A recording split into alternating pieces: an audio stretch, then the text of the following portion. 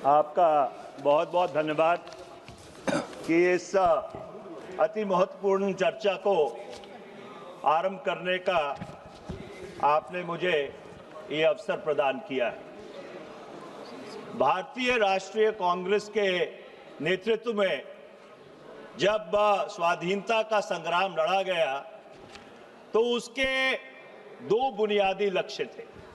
सबसे पहला लक्ष्य कि भारत को आज़ाद करवाया जाए और दूसरा कि भारत को एक लोकतांत्रिक रूप के देश के रूप में परिवर्तित करके लोगों की जो आशाएं और आकांक्षाएं हैं उनके स्वरूप उन्हें सरकार बनाने का मौका दिया जाए।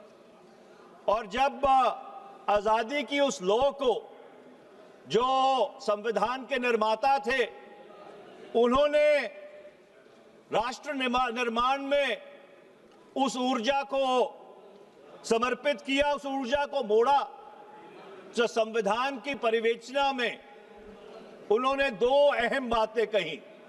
सबसे पहले कि भारत एक माननीय सदस्य प्लीज बैठिए। माननीय सदस्य प्लीज। Honourable member. धन्यवाद अध्यक्ष जी। तो मैं कह रहा था कि सबसे पहले जो संविधान निर्माता थे, आपके सदस्यों को बैठे सुने आपको। कोई बात नहीं, सभी सुनेंगे। अध्यक्ष जी, तो संविधान निर्माताओं ने भारत के संविधान की परिवेचना में यह सुनिश्चित किया कि भारत एक संप्रभुता और लोकतांत्रिक गणराज्य के तौर पे गठित किया जाएगा। और जब संविधान का 42वां संशोधन हुआ तो उस परिवेचना में दो और शब्द जोड़े गए, समाजवाद और पंथ निरपेक्षता। और उस स्वरूप में आज वर्ष 2025 में भारत का जो गणतंत्र है, गणराज्य है, ये उस स्वरूप में गठित है। अध्यक्ष जी, भारत के एक लोकतंत्र में, इस लोकतंत्र में दो सबसे बड़े भागीदार हैं।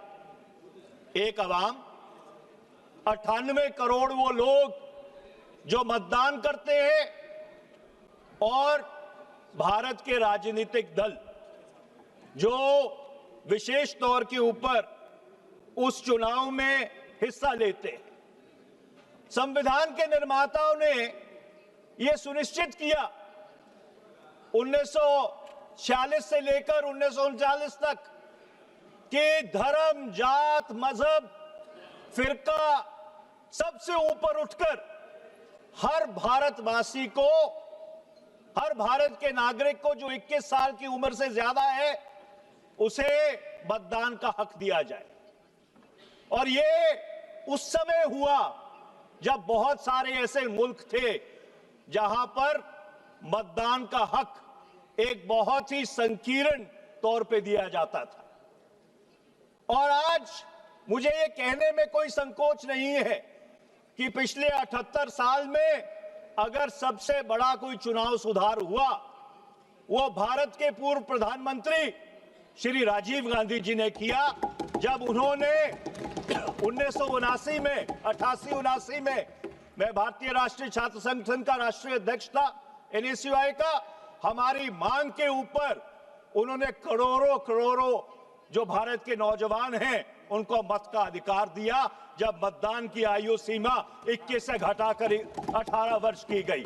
इससे बड़ा चुनाव सुधार पिछले 78 वर्ष में इस मुल्क में और कोई नहीं हुआ। अब जब संविधान की संरचना हो रही थी अध्यक्ष जी, तो ये जो सारा लोकतंत्र का ताना बाना है, इसको चलाने के लिए एक न्यूट्रल एम्पायर भी चाहिए था। और संविधान के निर्माताओं ने चुनाव आयोग का गठन किया। उस समय यह चर्चा चली कि क्या चुनाव आयोग एक स्थायी संस्था होनी चाहिए या अस्थायी संस्था होनी चाहिए।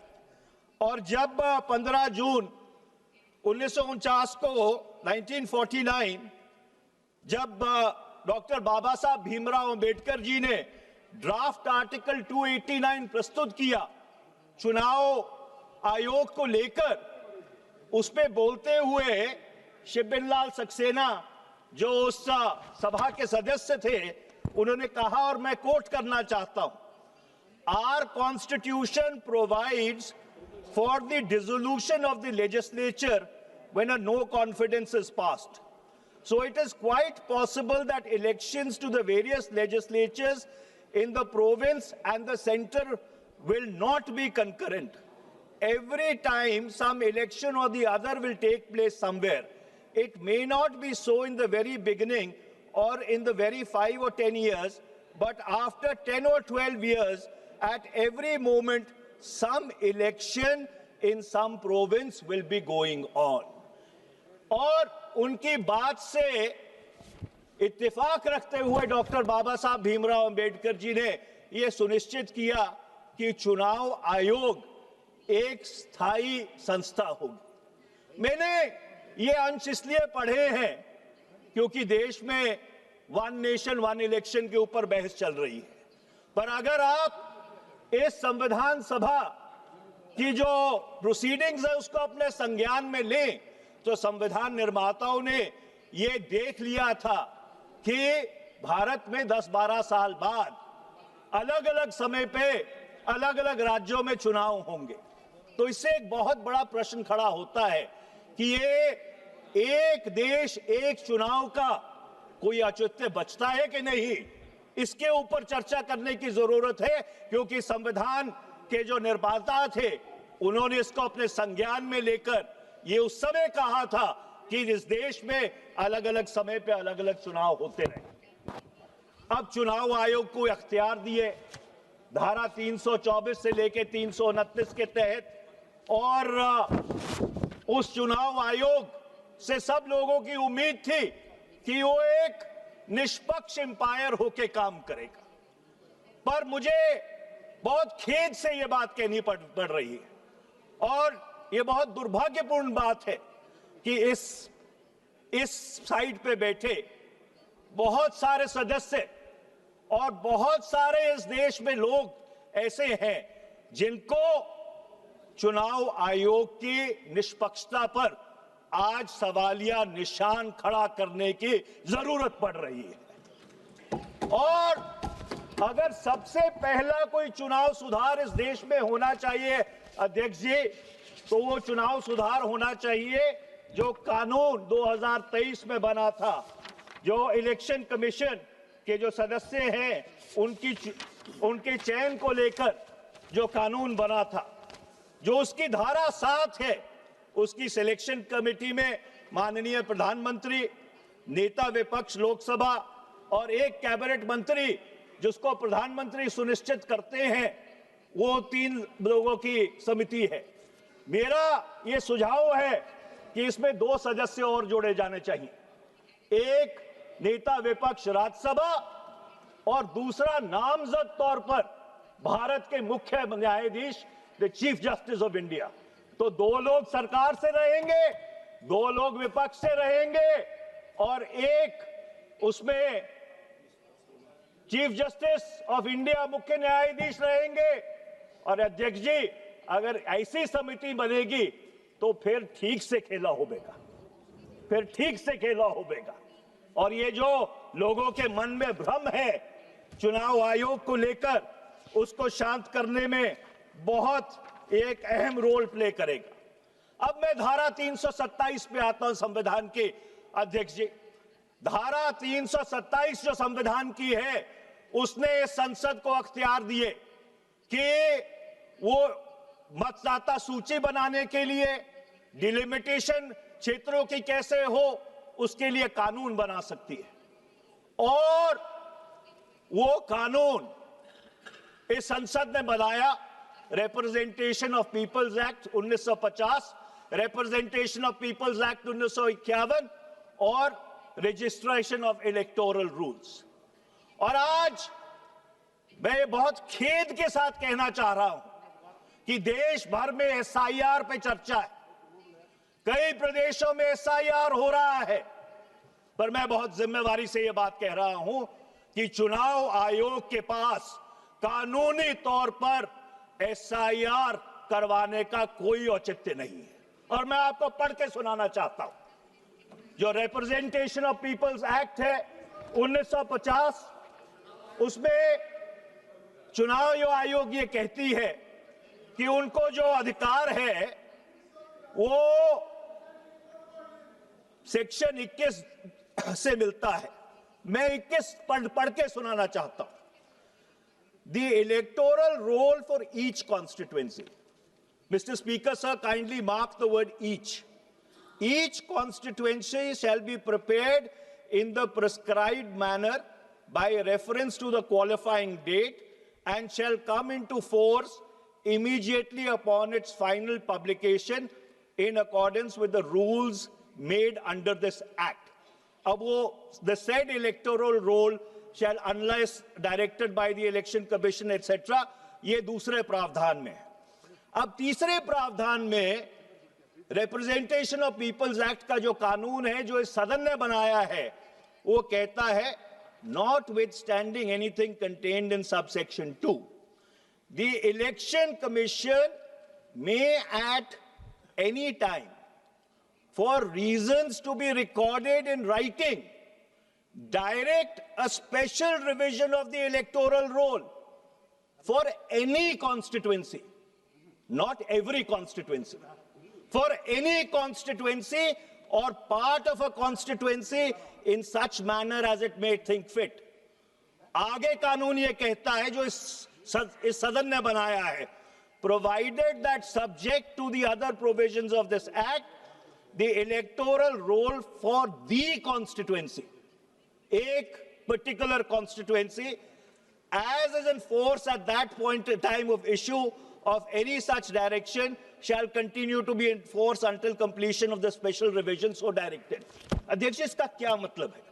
इसका मतलब ये है कि ना संविधान में ना कानून में स्पेशल इंटेंसिव रिवीजन का कोई प्रावधान है। ये सिर्फ एक अख्तियार चुनाव आयोग को दिया गया था कि अगर किसी क्षेत्र में कोई गड़बड़ी है इलेक्टोरल रोल के साथ, कोई मतदाता सूची ठीक नहीं है, तो उसको ठीक करने के लिए for reasons to be recorded in writing and reasons to be made public, तो ही आप एसआईआर कर सकते हैं। आप पूरे बिहार के लिए एसआईआर नहीं कर सकते, आप पूरे केरल के लिए एसआईआर नहीं कर सकते, आप पूरे पश्चिम बंगाल के लिए एसआईआर नहीं कर सकते। आप एसआईआर अगर करना चाहते हैं तो हर कॉन्स्टिट्यूएंसी में, हर चुनाव क्षेत्र में अलग अलग जो आपको खामियां लगती हैं, उन खामियों को रिकॉर्ड करके इन राइटिंग उसको सार्वजनिक करके फिर आप कर सकते हैं। मैं सरकार से पूछना चाहता हूं कि कहां है वो रीजंस रिकॉर्डेड इन राइटिंग? सरकार को चुनाव आयोग से वो जो कारण है उनको अपने संज्ञान में लेकर सदन के पटल पर रखना चाहिए कि कौन सी कॉन्स्टिट्यूएंसी में, कौन सी चुनाव क्षेत्र में कहां पे गड़बड़ है, क्या कंप्लेंट चुनाव आयोग को मिली और उस कंप्लेंट के आधार पर क्या उन्होंने इंक्वायरी की, और क्या इंक्वायरी करने के बाद वो अगर इस निष्कर्ष पर पहुंचे हैं कि एसआईआर एक चुनाव क्षेत्र में होना चाहिए, तो उसके जो कारण है वो सार्वजनिक होने चाहिए। और दुर्भाग्यपूर्ण बात यह है कि इस बुनियादी प्रश्न के ऊपर कि चुनाव आयोग को एसआईआर कराने का अख्तियार है कि नहीं, ये दुर्भाग्यपूर्ण बात है कि अदालत में भी इसकी चर्चा नहीं हुई। ये होनी चाहिए थी। और आज मैं सरकार से मांग करना चाहता हूं कि हर संसदीय क्षेत्र, हर असेंबली क्षेत्र जहां पे एसआईआर हो रहा है, उसके कारण क्या है वो सदन के पटल पर रखने चाहिए। देश को ये जानने का हक है कि ये एसआईआर किस तरह से करवाया जा रहा है। अब मैं ईवीएम्स पे आता हूं अध्यक्ष। ये जो इलेक्ट्रॉनिक वोटिंग मशीन है, लोकतंत्र एक भरोसे पे चलता है अध्यक्ष, और वो भरोसा क्या है कि जब वो 98 करोड़ लोग जाकर उस लाइन में खड़े होते हैं 5-5, 7-7 घंटे कभी कभी धूप पे खड़े होते हैं। आप राजस्थान से आते हैं, आप जानते हैं कैसी चिलचिलाती गर्मी रहती है मई जून में। उसको यह भरोसा होना चाहिए कि जो वो वोट डाल रहा है वो सही जगह जा रहा है कि नहीं। और आज इस देश में बहुत लोगों को यह चिंता है।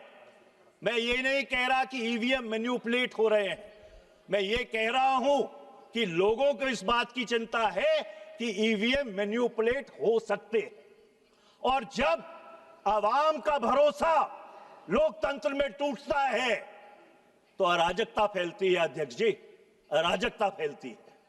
और इसलिए यह बहुत जरूरी है। मैंने सदन में सवाल पूछा था, किरण रिजिजू जी यहां पे है नहीं, उस समय वो कानून मंत्री थे 25 मार्च 2002 को।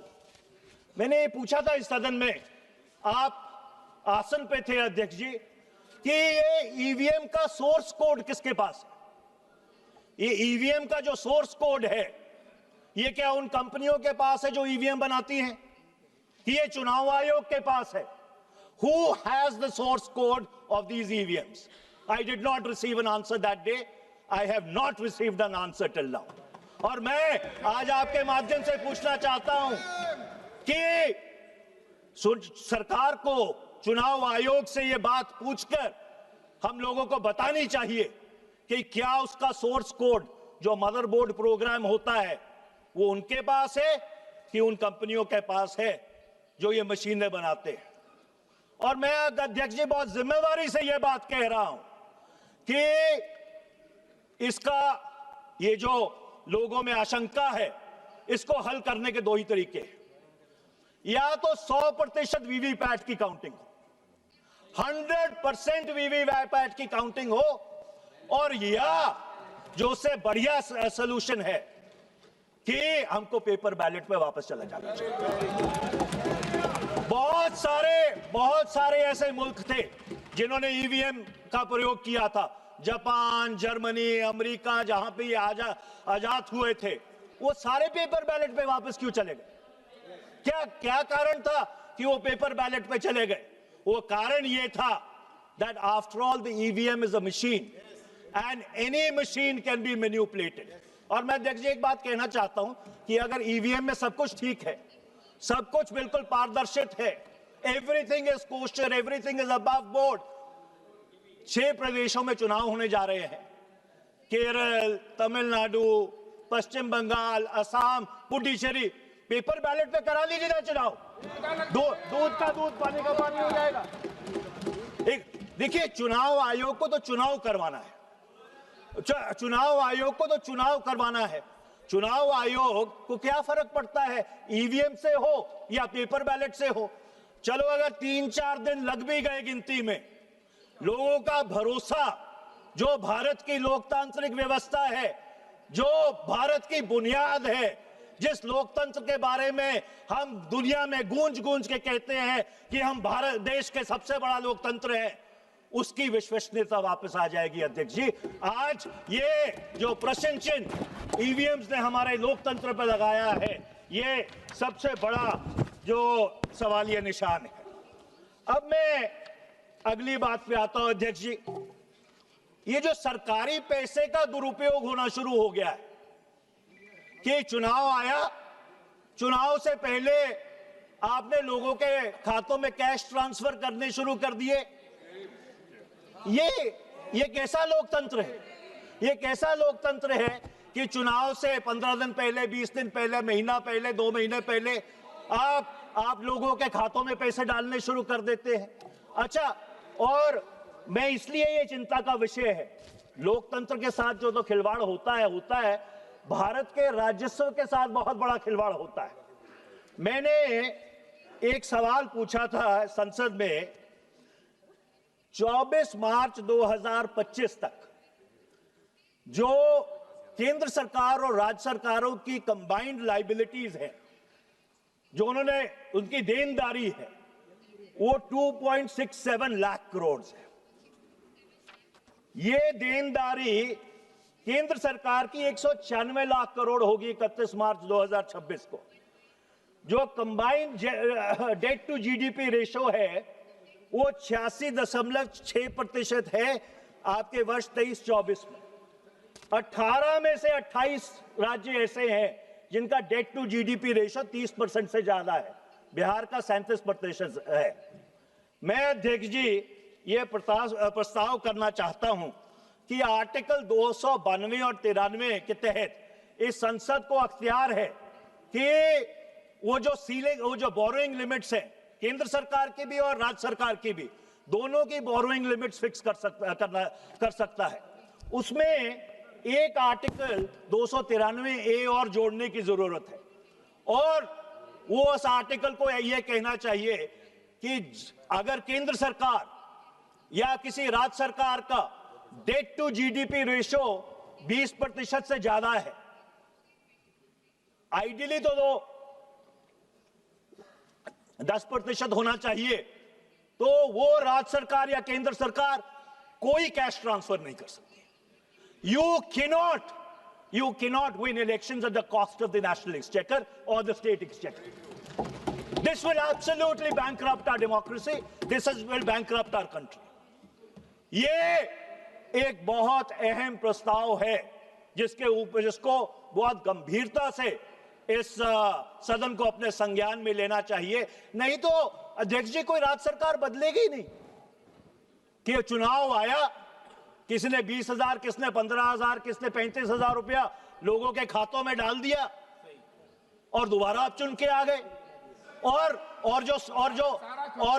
जो आपके सूबे का कर्जा है वो और ऊपर चढ़ता जा रहा है। कई सूबे तो इस देश में ऐसे हैं जो इंटरेस्ट को सर्विस करने के लिए, ब्याज को सर्विस करने के लिए, ब्याज चुकाने के लिए कर्जा लेते हैं।